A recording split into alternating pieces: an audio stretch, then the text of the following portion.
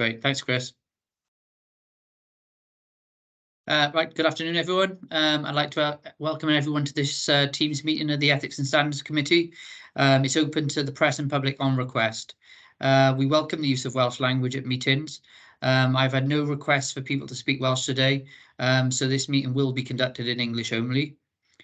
Please can members refrain from using the chat function and instead use the raised hand icon to indicate when you want to speak. And can you remember to ensure that you've got your microphones muted when you're not talking, if that's okay.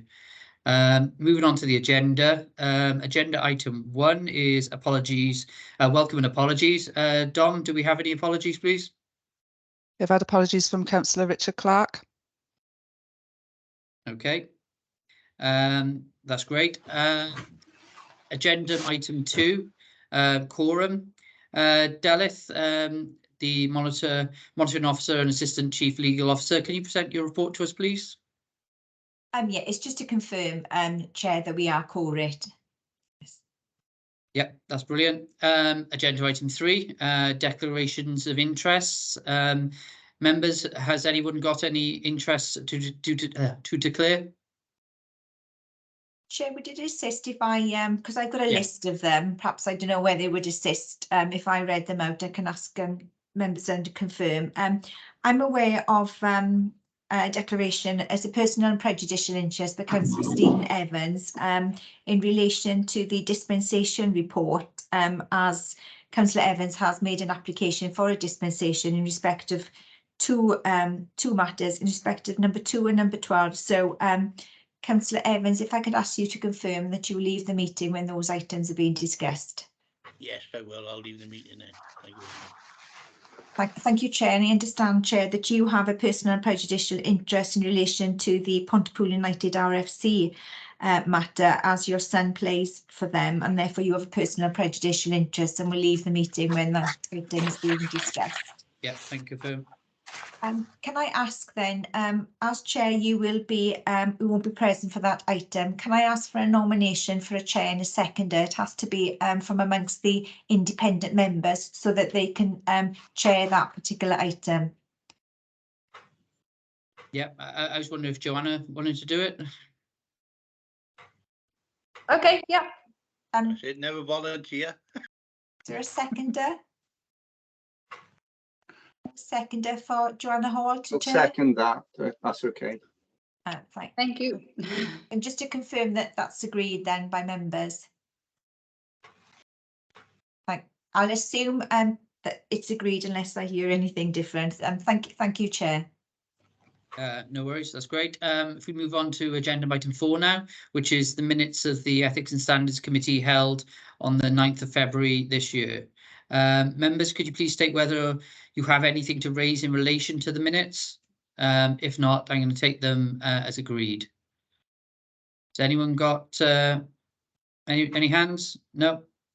All right, that's brilliant. I'm going to take them as agreed then. Agenda item 5, update on actions. Could members state whether they have anything to raise in relation to the action sheet? I imagine not, given its contents.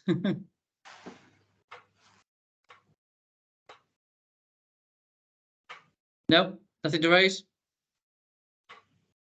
Brilliant. We'll move on to agenda item 6 then, which is the annual report of the Ethics and Standards Committee. Delyth, who is the monitoring officer and assistant chief legal officer, could you present the report to us, please? Thank you, Chair. Yes, this is the purpose of this report is to note and comment on the draft annual report of the Ethics and Standards Committee, which will be presented to Council in July, I believe, of this year. And you will be aware that every year Council receives a report from the Chair, and that's an established practice of reporting annually to councillors, and that sets out the work that has been carried out in the last year. Following the introduction of the Local Government Election Wales Act 2021, it has now become a legal requirement to produce a report, and the matters that have to be included within the report are set out in paragraph 4.1.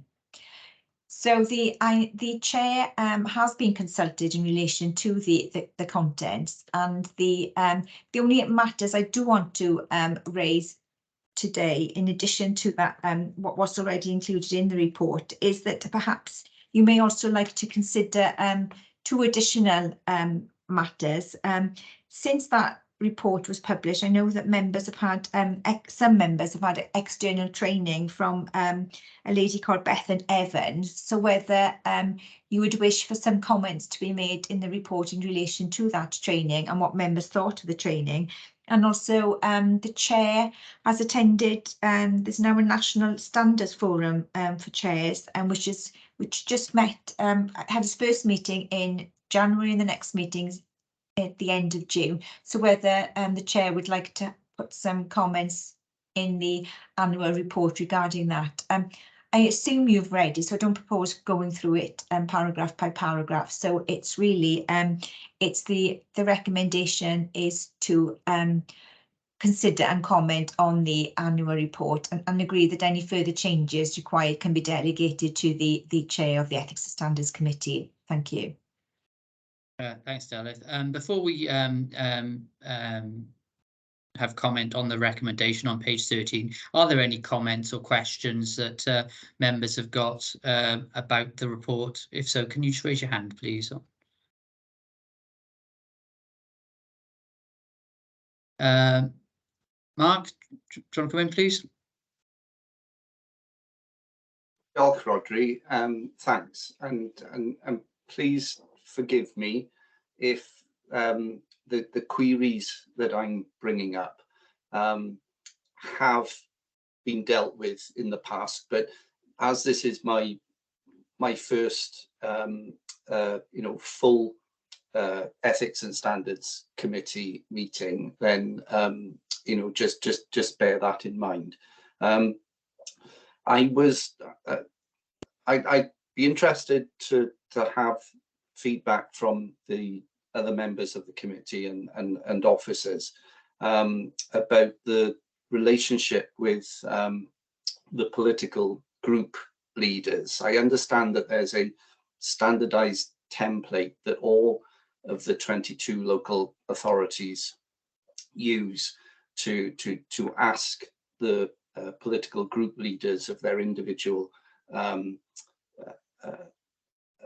authorities questions about how they maintain good standards within their group, monitor training, that sort of thing. And I was just querying whether this now annual report that will be going to the full council has taken account of information that you've had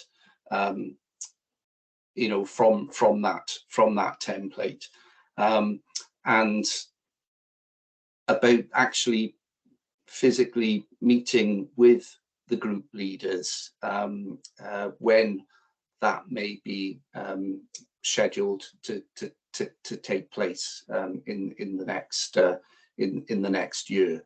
I've got a number of other things to bring up, but we can deal with that later on. And just for everybody's information, I sent these queries to Rodri, the chair, before the meeting, and he's given me an answer to them. But it's proper, I feel, that it's brought up in the meeting, so we've got a record of it. Thanks. Tam.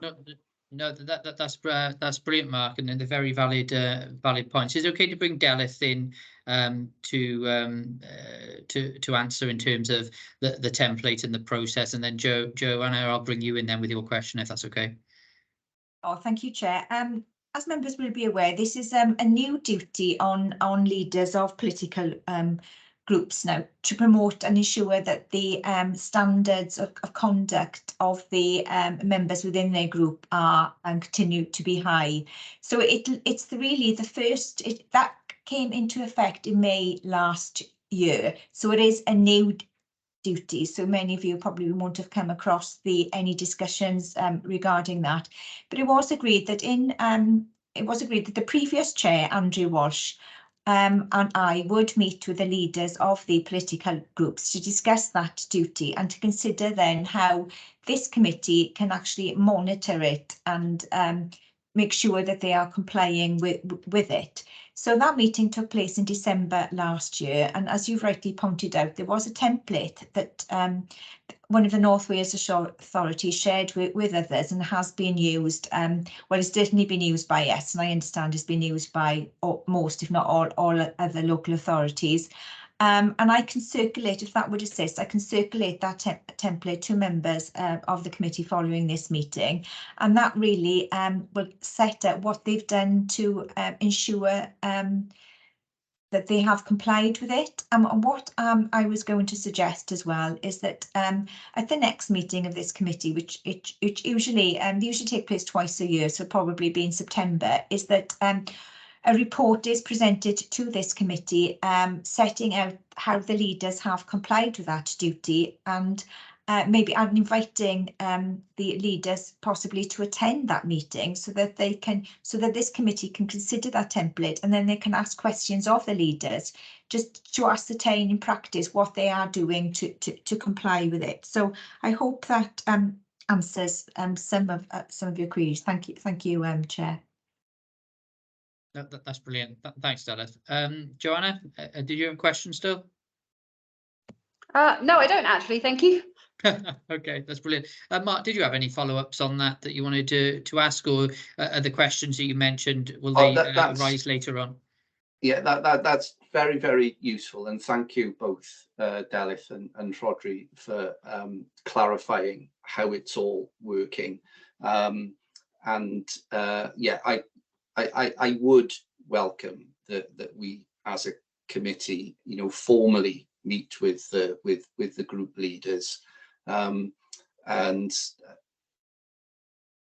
we've got plenty of time to sort out the arrangements for that. I know that in another committee, they invite the leaders, at set times in the meeting, so that they're not all there together. You can question them individually, but like you said, we can deal with that nearer the time.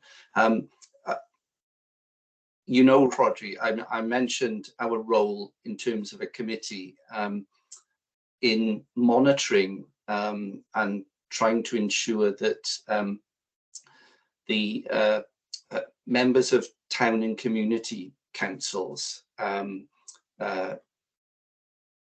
this good standards in their behaviour and processes within their individual little local council committees.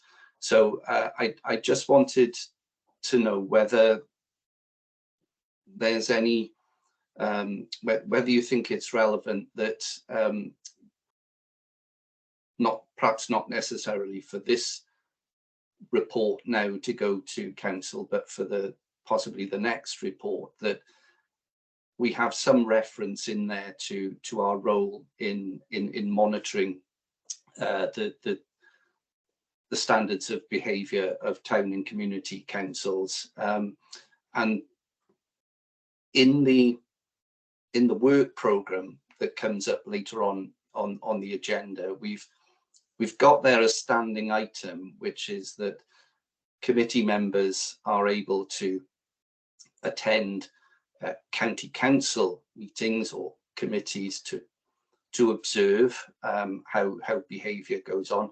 I just wondered whether there was any opportunity to do that regarding town and community councils, and monitoring what training those individual members have actually gone through. So it's generally about town and community councils and our relationship with them, and how are we going to monitor their standards, as our work proceeds over the next few years. Thanks.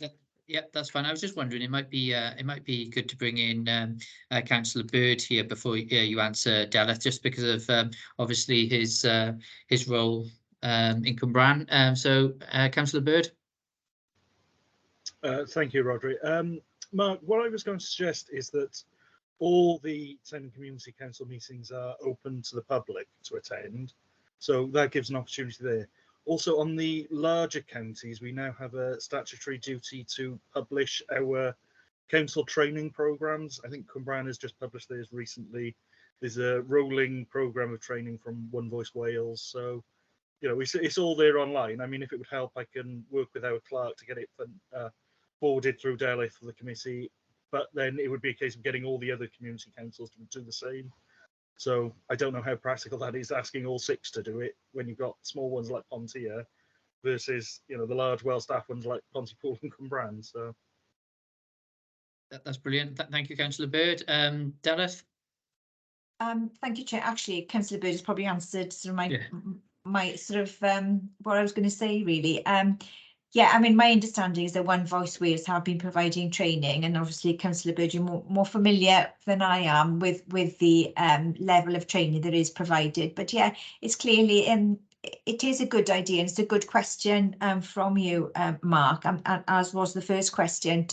And I think perhaps it's really up to this committee to determine what information it would require from community councils to enable you to be satisfied that you are monitoring, again, compliance with the code of conduct. So it's a matter really for perhaps something that for this committee to discuss and decide upon. Okay, brilliant. Mark, have you got any supplementaries around that? I thank you very much, Anthony and Deleth, for those comments. That's exactly the sort of thing that I was hoping to achieve at this moment in time in the meeting. It's not something that we can instantly get sorted here and now, but if we can start looking into it, I welcome, Anthony, your suggestion about feeding back to Deleth on how things are working in the Cwmbran County Council, Community Council. But I accept that there are others, and they are smaller. They may not have the similar resources, but it's something that we can possibly look at in the future. So I'm thinking of whether it can be put into, you know, our forthcoming work programme. That's something that we are going to look at, and that if there is then a reference in the annual report, so that it can show that we are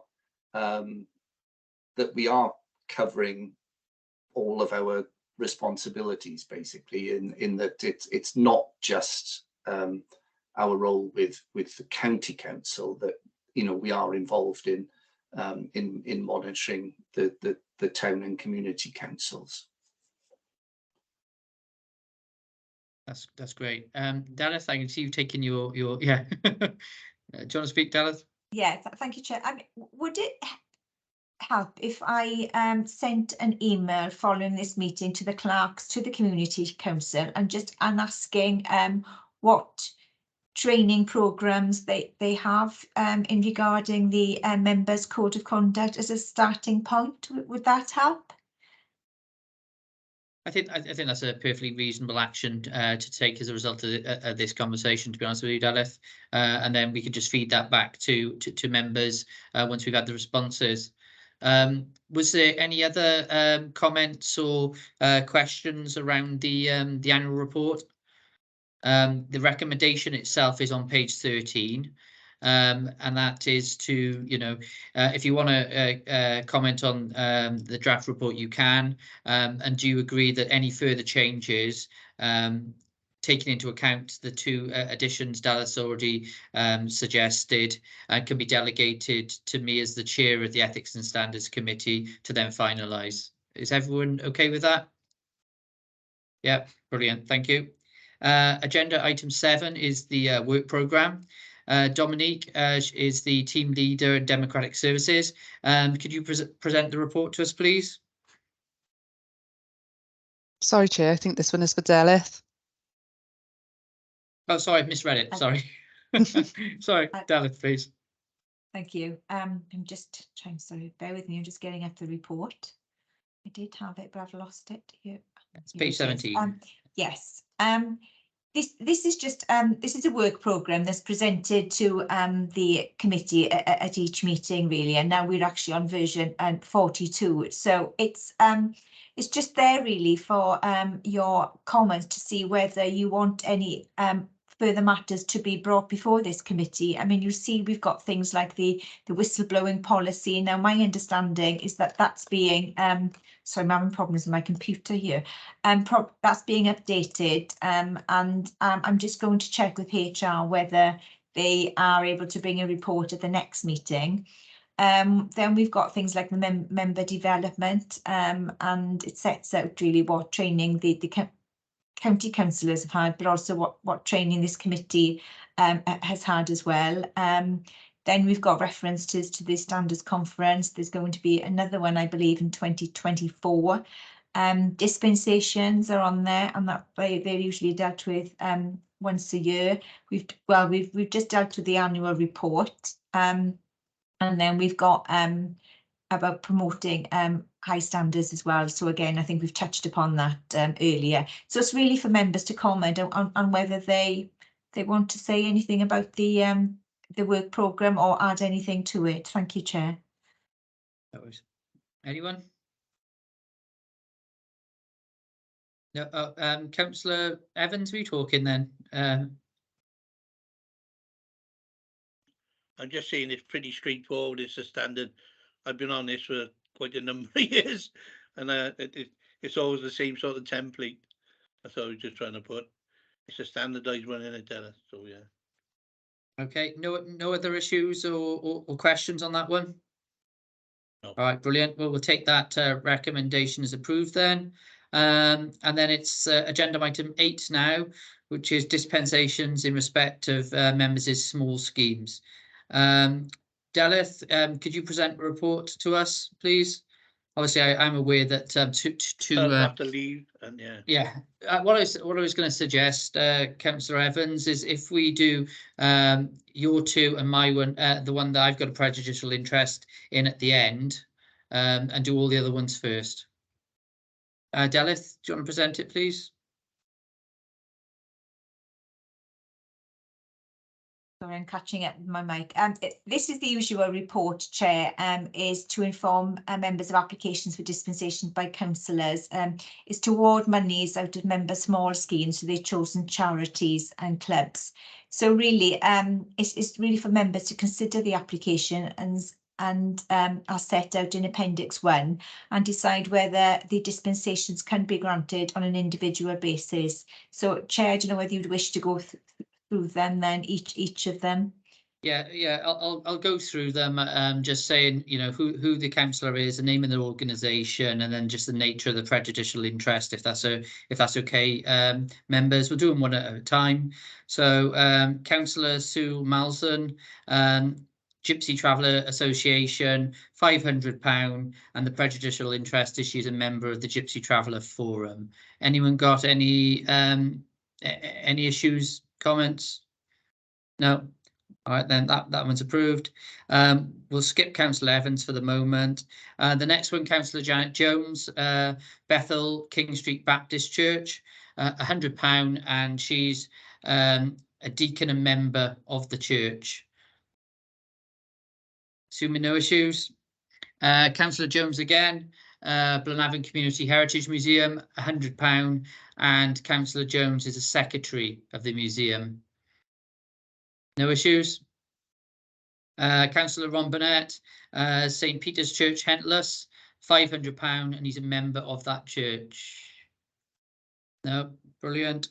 The next one, Councillor Colette Thomas, First Hentless Scouts, £200, and a family member is a Beaver leader.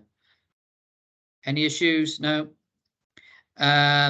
Councillor Mandy Owen, CoStar partnership, £300, and is a trustee of the CoStar partnership. No no issues. Brilliant. Councillor Janet Jones, Blanavon Over 50s Forum, £50, and Councillor Jones is a member of the forum. No issues. Councillor Jones again, Blanavon Horticultural Society, £100, and Councillor Jones is the secretary of that society. Okay, great. Councillor Jones again, Blanavon Heritage VC Primary School, £50. Councillor Jones is a school governor and her grandson attends the school. Now, Councillor Janet Jones, Royal British Legion, Blanavon branch, £50. Councillor Jones is a member of the RBL, the Royal British Legion, Blanavon branch. I'm assuming that's okay. Councillor Evans, we'll take that at the end. We'll take the next one at the end as well, because I've got a prejudicial interest. The next one is Councillor David Daniels, Friends of Pontnewydd Park, £350. Councillor Daniels volunteers and is a bank signatory on of the organisation. Any issues? No. Councillor Anthony Hunt, Panteg House, £200. He volunteers and he also attends events at Panteg's house. Any issues with that? No. Councillor Nathan Yowell, Panteg House, £200. He also volunteers and attends events at Panteg House. And Councillor Norma Parish, Panteg House, £200, and she too volunteers and attends events at Panteg House. No. Councillor Anthony Hunt, Friends of Fish Pond Park, £200. He volunteers with the Friends. No. Councillor Nathan Yowell, Friends of Fish Pond Park, £200. He also volunteers there. I'm assuming everyone's okay with that as well. And Councillor Norma Parish, Friends of Fish Pond Park, £200, and she also volunteers to help the group. That's brilliant. Councillor Anthony Hunt, Bridge 46 to 5 Locks Canal Group, £100, and he volunteers with the group and attends events. No. Councillor Anthony Hunt, Griffithstown Junior AFC, £100. He's a volunteer coach for the under-12s, but the money goes to the committee and not his and not that specific age group. Everyone okay with that? Okay. Councillor Anthony Hunt, Golly Whoopsie Play Group, £50. He's a voluntary trustee at the local hall where the nursery meets. Right, thank you. No. Couple more. Anthony Hunt, Pontypool Boxing Club, £100. He attends events but pays for tickets himself.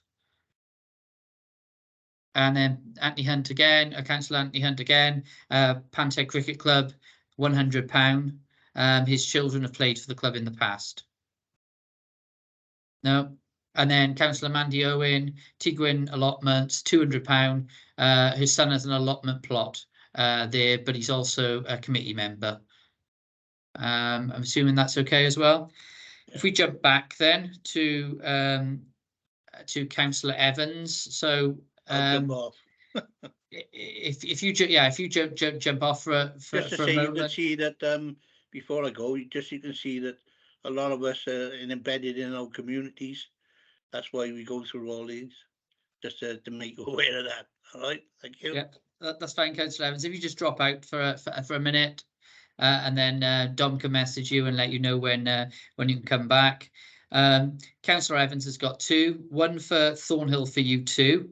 It's £250, and he's chair of the organisation and food bank director. Anyone got any issues with that? No. Brilliant. And the other one for Councillor Evans is Table Talkers, £50. Table Talkers is a community lunch club, and he's chair of that organisation. So anyone got any issues with that one? No. The final one is Councillor Mark Jones, but I'll have to leave for this. Dallas, so if I hand over to Joanna now, I'll drop out and let me know when I can come back. Thanks, Chair. Okay. So we have Councillor Mark Jones, Pontypool United RFC, £200, and he's a committee member. So do anyone have any issues with this? Sorry, can I just check to see whether Councillor Stephen Evans has joined, has come back in? Oh, sorry. Sorry. Do you know whether Dom can confirm? No, Oh, it doesn't look Chris. like it. Doesn't look like it. I've just had a quick look and I can't see that he's joined to come back in. No, I can see that he's Okay. dropped out. Has he been asked to come back in? Sorry about this, sorry.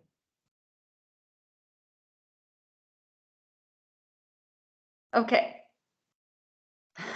We'll try again. Councillor Mark Jones for Pontypool United RFC, £200, and he's a committee member. Does anyone have any issues? And there we go.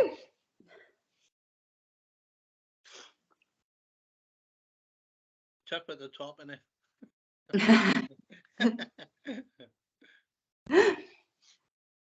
Yes. Della. I was going to suggest something when Rodri comes back in. It's just an additional matter that I want to raise, if that's okay. Yeah. That's fine. Since the publication of the agenda, we've met as a monitoring officers group, and I know that the matter may have been raised before, where they're talking about standardising the thresholds now for in relation to gifts and hospitality. You'll be aware that members are required to disclose any gifts or hospitality they receive over a certain threshold. And in Torfaen, it's always been £25, and it's just seeking members' views on ensuring that you're happy that there's a standard amount across the whole of the Wales. In terms of each authority will have the same amount, and in terms of the value, I know that it was suggested at the last meeting that it could possibly be £25. So it's just to seek members' views on whether you're happy with that proposal, so I can feed back into the monitoring officers group at the next meeting. Thank you, Chair. Okay, does anyone have any comments on that? And is Rodri on his way back? I am back. I am back. Excellent. I thought you were enjoying it though. I hand back to you. No, that's great. Thank you, Joanna. I appreciate it. Councillor Anthony Bird. Hi, Della, does that extend to town and community councils as well, or is it just the county borough council? It depends what you've got and what you've agreed as a community council, because I know we've got a code of conduct which has been adopted by the authority, and of course the community councils have adopted their own, which I believe is probably the same as ours. But yeah. I know there was a separate decision made some time ago. It predates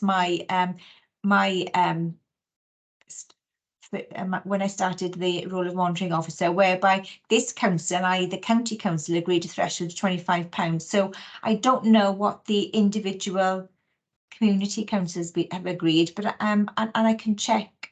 I don't think it was mentioned. No, I think it was only going to be applicable in relation to harmonising it across the board for county councils. So I'm assuming it's up to each community council to decide what is a suitable amount. Thank you.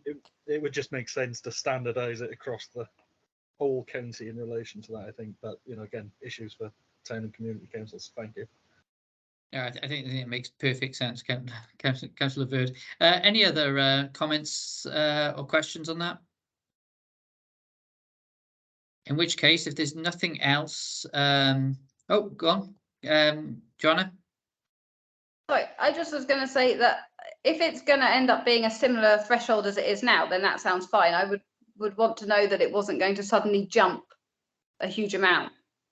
We don't want to sort of be falling in line with everyone else, but suddenly have a massive increase in threshold necessary. Or even maybe we do, but we would probably need to consider that further, I think. It certainly warrants a discussion. Any other comments? No?